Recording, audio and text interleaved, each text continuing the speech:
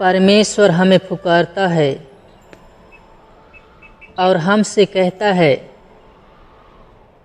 कि मेरी बात सुनो और समझो। मैं तुम्हें वो बातें बताऊंगा जो बातें गुप्त है। भजन संहिता 78 अध्याय 2 वचन। मैं अपना मुंह नीति वचन कहने के लिए खोलूंगा। मैं प्राचीन काल की गुप्त बातें कहूँगा।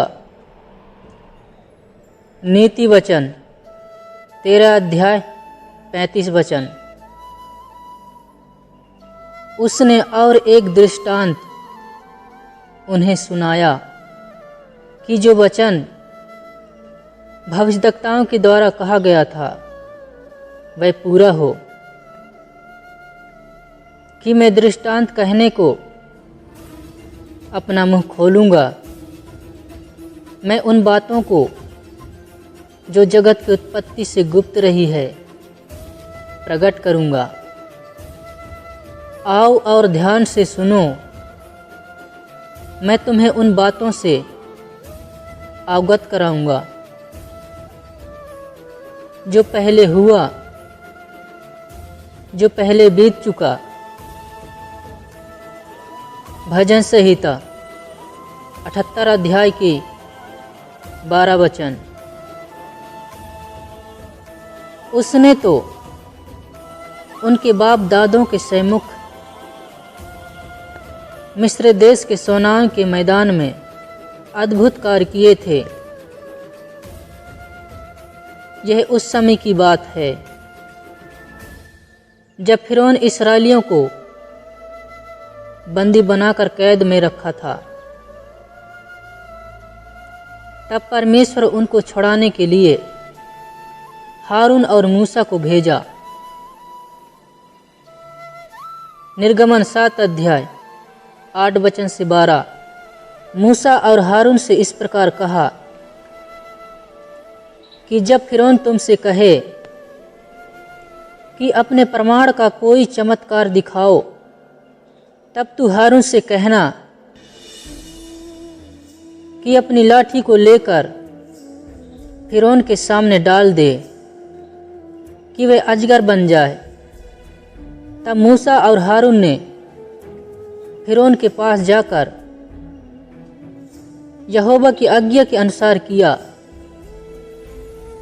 और जब हारून ने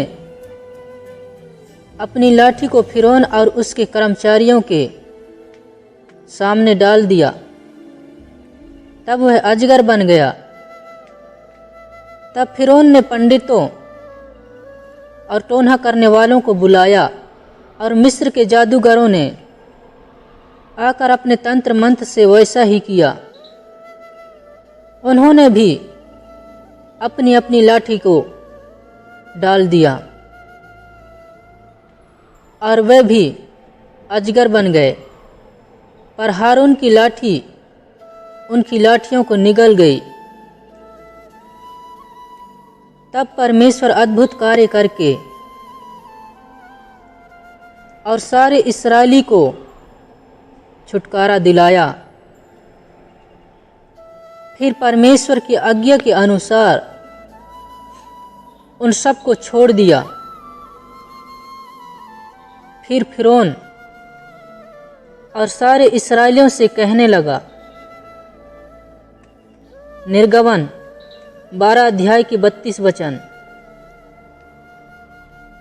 अपने कहने के अनुसार अपनी भेड़ बकरियां और गाय बैलों को साथ ले जाओ और मुझे आशीर्वाद दे जाओ। फिर परमेश्वर ने सारी इस्राएलियों के सहायता किया और उन्हें हर विपत्ति से सुरक्षित भी किया और उनका मार्गदर्शक बनकर उनका अगुवाई भी किया। भजन संहिता 78 अध्याय के 13 वचन से 14। उसने समुद्र को दो भाग करके उन्हें पार कर दिया और जल को ढेर किनाई खड़ा कर दिया।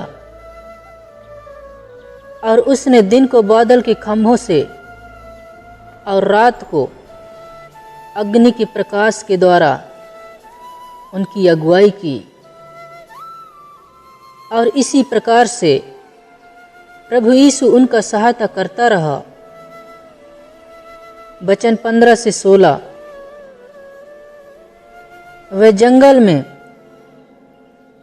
चट्टानें फाड़कर उनको मानो गहरे स्थलों से मनमाना पिलाता था। उसने चट्टान से भी धाराएं निकाली और नदिया का सा जल बहाया। अपने इच्छा के अनुसार भोजन मांग मांग खाए। इसके पश्चात भी मन ही मन परमेश्वर का परीक्षा किए। वचन 18। और अपनी चाह के अनुसार भोजन मांगकर मन ही मन ईश्वर की परीक्षा की। निर्गमन 17 अध्याय के 1 वचन से 7। फिर इस्राएलियों की सारी मंडली सीन नाम जंगल से निकल चली और यहोवा की आज्ञा के अनुसार कूच करके रपीदीम में अपने डेरे खड़े किए।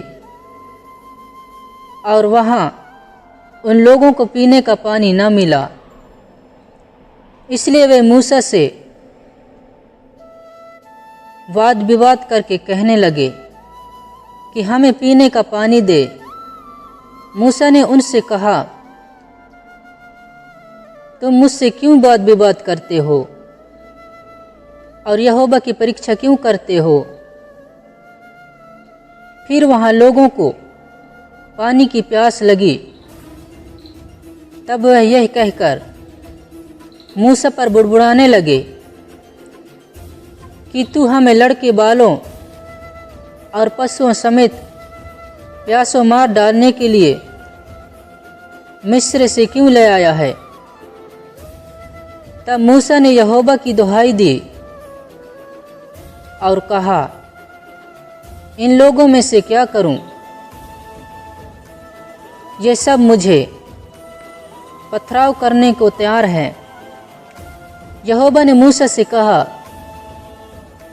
इस्राएल के वृद्ध लोगों में से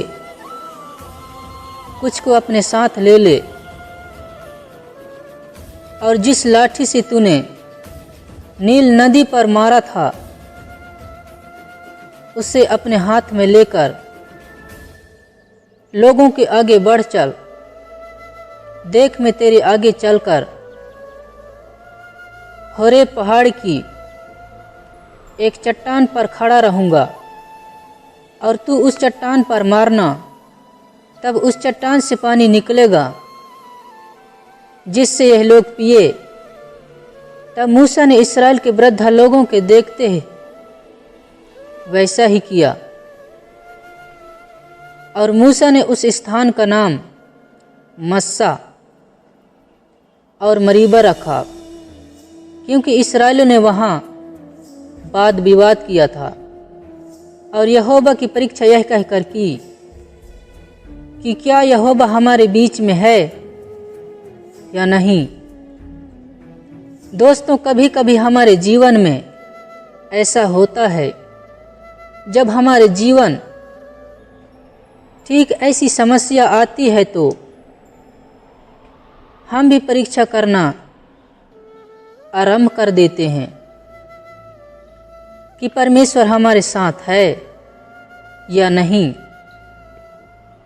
हमें परमेश्वर का परीक्षा नहीं करना है, क्योंकि वह सदा हमारे साथ है।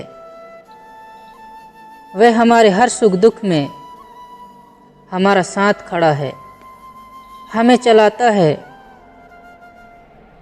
और हमें संभाल कर उठाता है।